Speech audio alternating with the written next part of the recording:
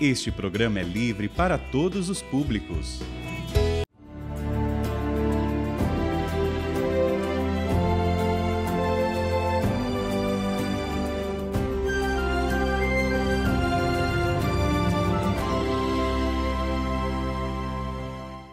Queridos irmãos e irmãs, a saudação franciscana e fraterna de paz e bem, chegando aí na tua casa, na tua família, na tua vida, diretamente aqui da ilha do Chipre, deste lugar santo, santificado pela pregação de São Paulo e de São Barnabé. Necessitamos sempre de lembrar que o Chipre tem as suas origens cristãs.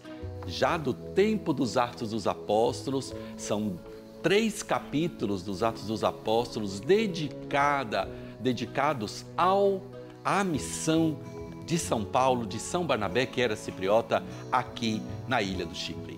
Por isso, vamos lembrar dessas primeiras comunidades cristãs. As primeiras comunidades cristãs tinham as características, de receber a mensagem de São Paulo, dos outros apóstolos, e de se tornarem comunidades, quer dizer, viviam em comum, em comunidades. E hoje nós temos como tema do nosso programa a comunhão integral na comunidade dos cristãos. Esta comunhão que faz sim que os cristãos tenham essa característica única, serem irmãos e viverem a fraternidade, a irmandade. Por quê? Pela fé em Jesus Cristo.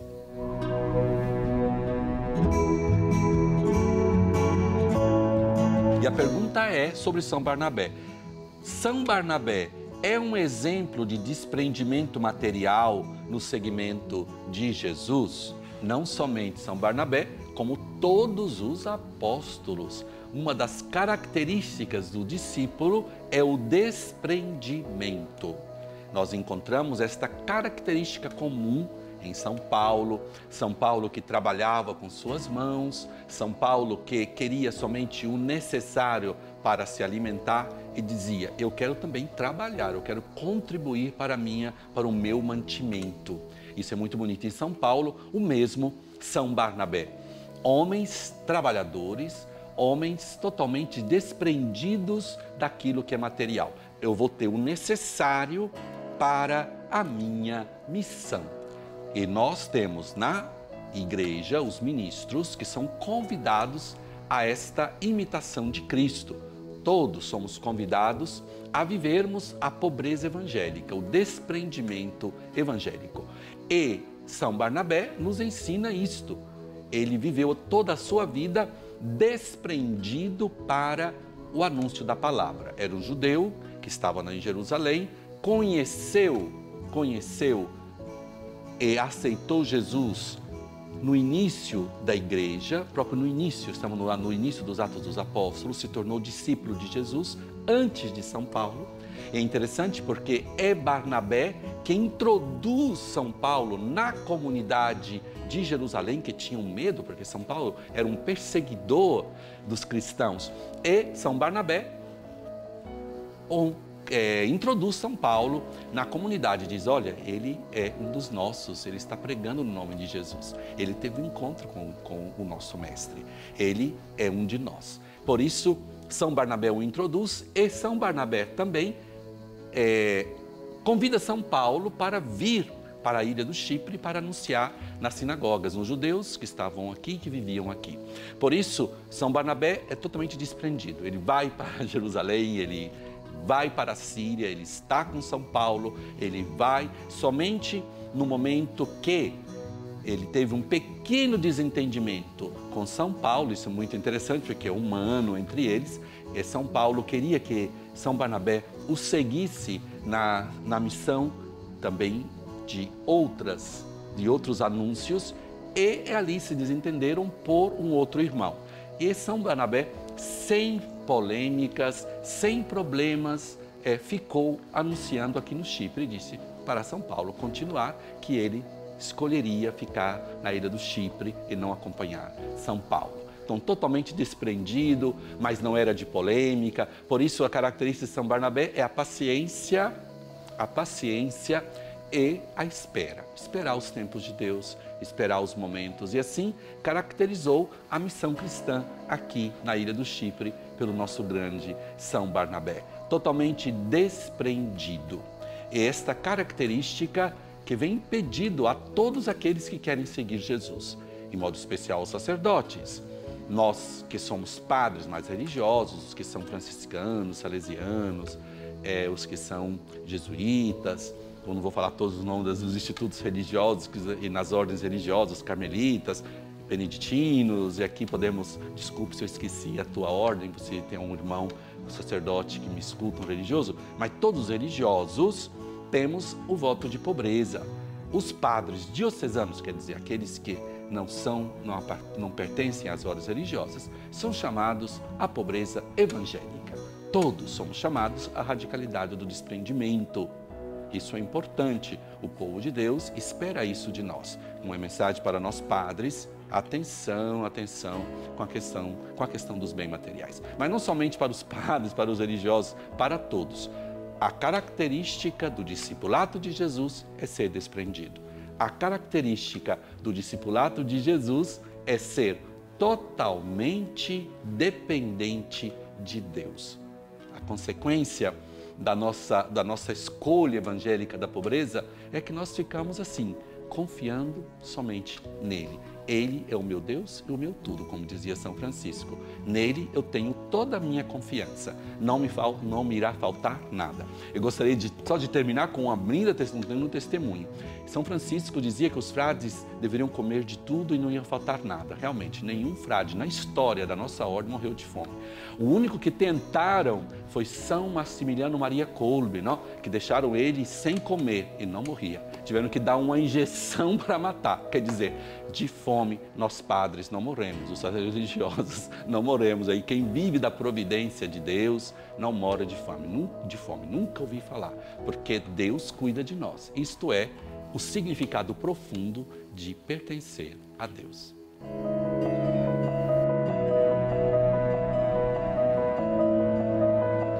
Como viver a comunhão com os mais necessitados? Então vamos lá. A característica do discípulo é a caridade. A característica do discípulo é a caridade. E é interessante porque o grande São Ambrósio, que foi o bispo de Milão, grande padre da igreja, ele dizia uma coisa muito interessante. Você não dá esmola, não existe. E é interessante também que não existe nem a palavra em hebraico, na língua bíblica, a palavra esmola, não existe. A palavra esmola vem traduzido como fazer justiça. E Santo Ambrósio, não penso Ambrósio em português, ele dizia assim: você não dá esmola. Quando você dá o que você tem aos pobres, quer dizer, o que você não precisa, você está restituindo ao pobre o que é dele.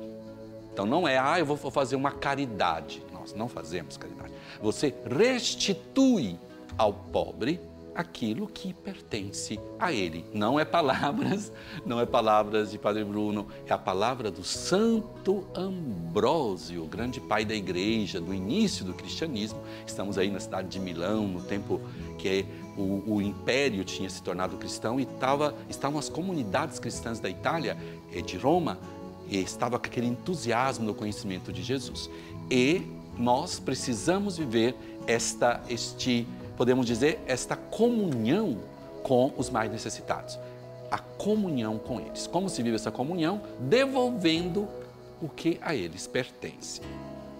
Eu falo isso porque a doutrina social da igreja é muito clara a doutrina social da igreja. Aí a gente fica ouvindo pessoas que falando, precisa de um partido político para entender o evangelho. Não precisamos. nós não precisamos de partido político, nós não precisamos de ideologia marxista, não precisamos. Vamos na doutrina social da igreja, pura, santa e católica. E lá temos todas as fontes da comunhão. O que você precisa é realmente deixar ideologias, porque muitas vezes as ideologias se tornam sempre políticas, más políticas, divisões, e sempre quando se fala de partidos políticos, nós ficamos frustrados, porque diz, olha lá, era para os pobres, agora está com uma vida que não deveria ter. Vamos ser sempre frustrados. Se nós vivemos a comunhão com os nossos irmãos mais necessitados, com aqueles que necessitam de nós, nós iremos viver o cristianismo.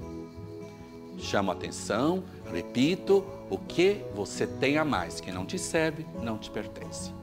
Se você vai jogar comida fora, você está fazendo um pecado, tem que confessar. Olha, eu fui escutar algumas confissões de criancinhas para a primeira comunhão. Fiquei impressionado quando eu fui confessar essas crianças. Aqui no Chipre são internacionais, tem filhos de estrangeiros de todo o mundo, os que são também cipriotas daqui. E você tem uma comunidade que representa um pouco o mundo. E eu vi crianças francesas, então, na primeira confissão, e confessavam isso. Eu sujei o planeta, eu poluí o planeta. Outros diziam, eu fui egoísta, eu não dei o que eu tinha a mais para os outros. Crianças com a consciência, eu fiquei impressionado e disse o quanto nós necessitamos educar já as nossas criancinhas, os nossos jovens, a condivisão, a comunhão, cuidar do nosso planeta, cuidar dos irmãos. Nós somos uma fraternidade universal, que é a raça humana. Vamos cuidar, vamos lutar contra o aborto, lutar contra a fome, lutar contra as injustiças. Tudo isso faz parte do nosso ser cristão. E assim, é comunhão, é união com os irmãos e irmãs necessitados, mas são sempre nossos irmãos e irmãs que nos esperam.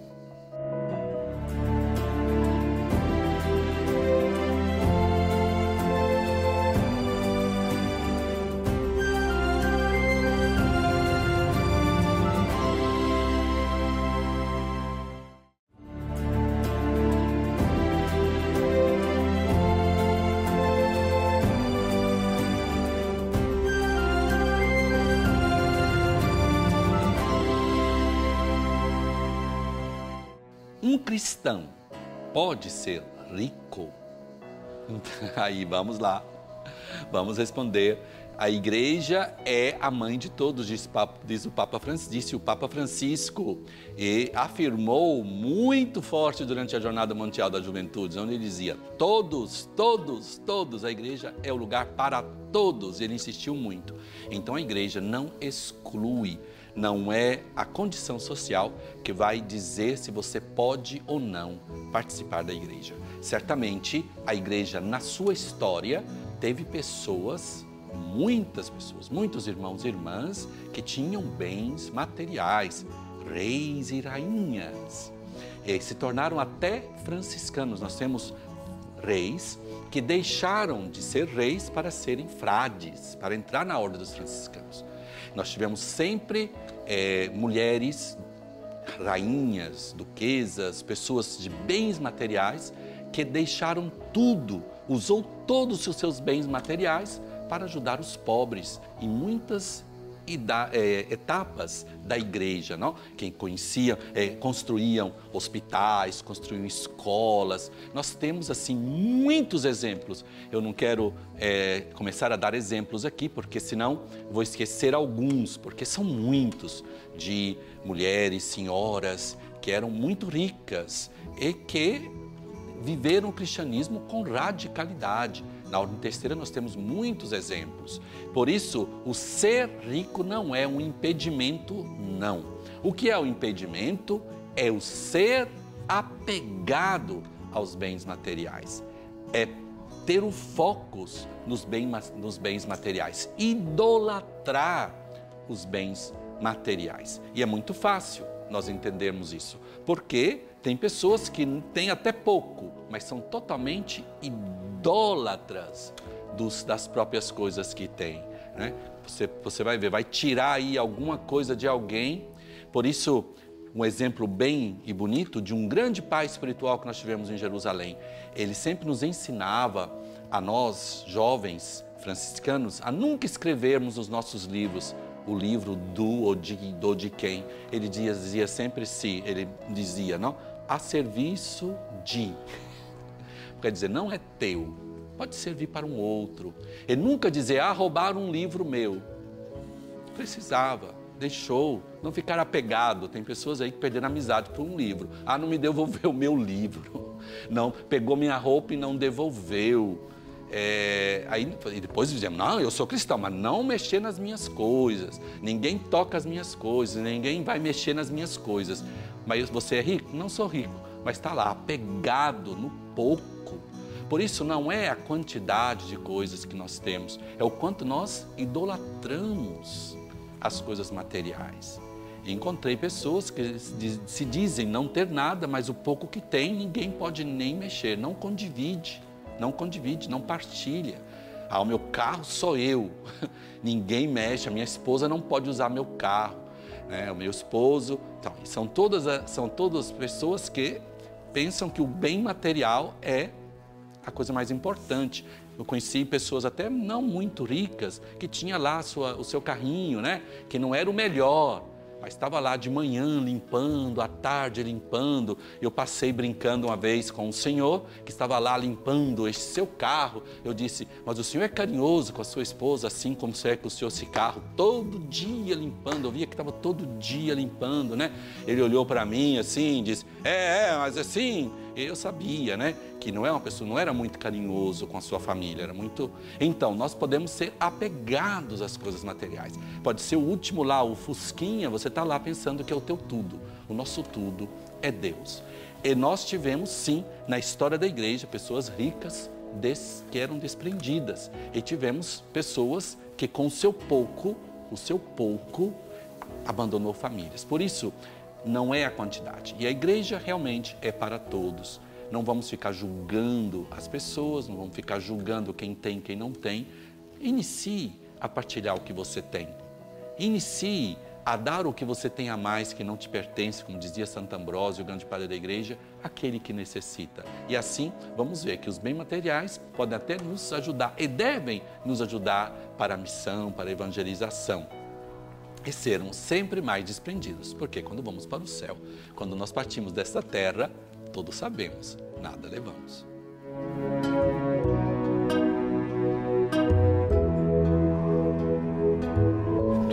O que é a coleta em favor da Igreja de Jerusalém na Terra Santa? Voltamos para os Atos dos Apóstolos. São Paulo exortou as igrejas no início das fundações das igrejas de São Paulo, na Grécia, no Chipre, então todas essas igrejas aqui, fundadas por São Paulo, em Constantinopla, em toda, hoje que é Turquia, são todas as comunidades de Paulo. Ele exortou todas a fazerem uma coleta para ajudar a Igreja Mãe de Jerusalém. Quer dizer, a Igreja Mãe de Jerusalém sempre foi uma igreja necessitada, já do tempo dos Atos dos Apóstolos, e continua por sua história até hoje, necessitada. É a igreja mãe que necessita da ajuda de todas as outras igrejas fundadas. Quais são essas igrejas fundadas? Falamos das comunidades de Paulo, até a tua diocese. Vai perguntar qual é a diocese que pertence à tua cidade? Aquela tua igreja. É a tua igreja que foi fundada pela sucessão dos apóstolos e são todas ligadas a Roma, no ministério petrino, quer dizer, no Santo Padre, e que tem Jerusalém como mãe. Sim, Jerusalém é a igreja mãe de todas as igrejas, imaginem, todas. Se você pergunta, minha diocese no estado de São Paulo pertence, aquela igreja é uma igreja filha da igreja de Jerusalém, todas as igrejas. Por isso, o Papa Paulo VI, São Paulo VI, instituiu uma coleta. Ele instituiu uma coleta de todas as igrejas filhas, né, para ajudar a Igreja Mãe de Jerusalém. Esta coleta vem feita na Sexta-feira da Paixão, durante a adoração da cruz. Algumas dioceses pediram para mudar o dia, porque não era o dia melhor para esta coleta, e tiveram a autorização, porque todas devem fazer. Não é opcional. Se o padre não faz, ele está fazendo um erro muito grave, tem que fazer a coleta, porque é pontifícia, é ordem do Santo Padre, tem que fazer. E não pode ficar com um pouquinho para mim, não. A sua igreja, mas a minha igreja necessita. É pecado, padre, bispos, pegarem e usarem o dinheiro da coleta da Sexta-feira Santa. Aquela coleta tem que ser entregue integralmente para a Igreja Mãe de Jerusalém. Essa Igreja Mãe irá mandar uma parte, fica para a congregação das igrejas orientais em Roma, que irão ajudar as igrejas orientais que necessitam, vão também ajudar outras igrejas, sempre em benefício de outras igrejas. A outra parte vai ser dada integralmente à custódia da Terra Santa, aos frades da custódia da Terra Santa, que são os custódios dos lugares santos, e eles irão providenciar o mantimento dos lugares santos, irão providenciar também as obras sociais da custódia, que são escolas, que são asilos, que são as comunidades da Síria, do Líbano, que hoje está em dificuldades, que também pertencem à missão da Terra Santa. Irão ajudar as famílias que vivem na Terra Santa para que eles não deixem a Terra Santa, irão construir casa para eles. E também uma outra parte pequena vem dada ao Patriarcado Latino de Jerusalém, que é a diocese. E, juntamente com os cavaleiros do Santo Sepulcro, que tem uma função muito importante, eles continuam esta coleta, continuam a missão, os cavaleiros do Santo Sepulcro, de ajudarem o Patriarcado Latino de Jerusalém, que tem comunidades. E hoje o Patriarcado Latino de Jerusalém, com as suas obras sociais, ajudam realmente, não ajudam, representam e estão ali nos lugares santos com as suas paróquias. Nós temos que lembrar que nós temos o Patriarca de Jerusalém, hoje feito cardeal por Papa Francisco, a sua beatitude eminentíssima, porque é patriarca, e também cardeal Pier Battista Pizzaballa, que é franciscano, é meu confrade e também meu superior. Ele faz um lindo trabalho na Igreja de Jerusalém, como pastor da Igreja de Jerusalém, e lembramos que também o Chipre faz parte desta, digamos, da Terra Santa, pela presença de São Paulo e de São Barnabé, e segundo a tradição também de São Lázaro, que depois que ressuscitou, ele veio para o Chipre e teve a sua morte aqui, e temos o túmulo de São Lázaro. Por isso, o Chipre também faz parte da Terra Santa, e a coleta para a custódia da Terra Santa, a coleta para os lugares santos é mais ou menos assim distribuída. Por isso, convido a todos, Sexta-feira da Paixão, durante a Quaresma, participar da coleta da sexta-feira, da adoração da cruz, para a custódia, e padres e bispos, atenção, entregar a coleta para a Nunciatura Apostólica ou para os comissários de Terra Santa, para que esse dinheiro chegue integralmente para as necessidades dos cristãos que são pobres da Terra Santa, e também para a manutenção dos lugares santos.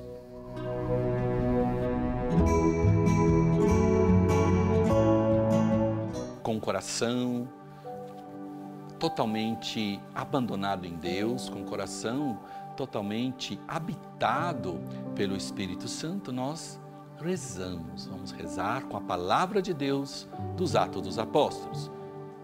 Vamos rezar com o Atos dos Apóstolos, capítulo 4, versículos 36 e 37.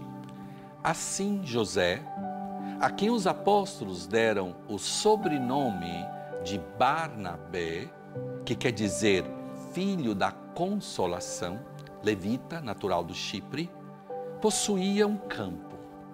Vendeu e trouxe o valor dele e depositou aos pés dos apóstolos. com este coração totalmente desprendido, com esse coração cheio de consolação, da verdadeira consolação que vem de Deus, nós vamos lembrar os irmãos e irmãs que escreveram para o nosso programa. Claudilane Dorvina pede oração por um emprego, por sua mãe e por todos os seus familiares. Sou Lívia Salles, do Brasil, sou sócia da Canção Nova. Venho agradecer pelos ensinamentos do programa que gosto muito de assistir. Peço oração por toda a minha família e pela intenção de começar a fazer faculdade de psicologia esse ano. Envie também o seu pedido de oração para o nosso programa na Escola dos Apóstolos, @cançãonova.com ou pelo Instagram, @CNTerraSanta. A Canção Nova oferece diversos produtos de evangelização. Adquira pelo site loja.cançãonova.com. E vamos todos entregarmos, nos abandonarmos com a oração ao Espírito Santo. Vinde, Espírito Criador, a nossa alma visitai e enchei os corações com vossos dons celestiais. Vós sois chamado intercessor de Deus excelso, dom sem par, a fonte viva, o fogo, o amor, a unção divina e salutar. Sois o doador dos 7 dons, e sois poder na mão do Pai. Por Ele prometido a nós, por nós seus feitos proclamai. A nossa mente iluminai, os corações enchei de amor, nossa fraqueza encorajai, qual força eterna e protetor. Nosso inimigo repeli, e concedei-nos a vossa paz, se pela graça nos guiais, o mal deixamos para trás. Ao Pai e ao Filho Salvador, por vós possamos conhecer, que procedeis do seu amor, fazei-nos sempre firmes crer. Amém. O Senhor esteja convosco, vos abençoe Deus Todo-Poderoso, que é Pai, Filho, Espírito Santo. Amém. E esperamos todos vocês na próxima semana aqui no nosso programa, na Escola dos Apóstolos, com São Paulo e São Barnabé, que te ajuda a crescer na fé.